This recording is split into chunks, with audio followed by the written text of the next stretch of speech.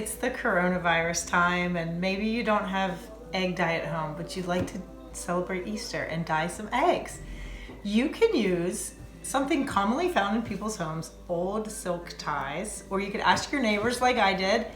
And there's a method for dyeing eggs where you use a silk tie. And I'm going to show you how to do that. You have to deconstruct the tie with a pair of scissors.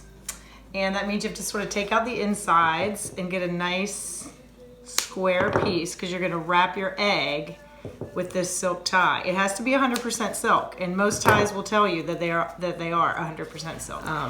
So you kind of have to just work on this a little bit. So you want a square piece of fabric, and you want to open this up.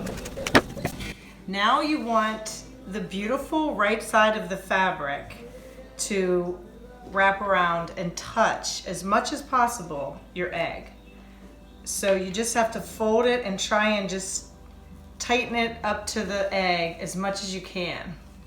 I just kind of like pinched it up here, and I tried to get the fabric as tight to the egg as I could, because that color is going to transfer onto your eggs when we put it in hot water and boil it for 20 minutes with some vinegar. So you want to get a twisty and twist around your egg. Just keep it as tight as you possibly can, of course, without cracking the egg. You don't want to crack the egg.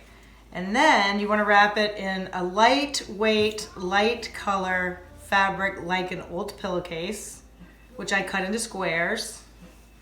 And then you want to bundle it up again, grab another twist tie, and tie it again with a twist tie. All right, so then what we're gonna do is we're gonna go over here to the stove and put them in the water with the vinegar. So can you come over here? Okay, I'm putting my 1/4 cup of vinegar in the pot. I'm gonna put all my eggs down in there so the water covers them. Okay, so there they are. And then we're gonna let it boil for 20 minutes. And then we'll see what happens.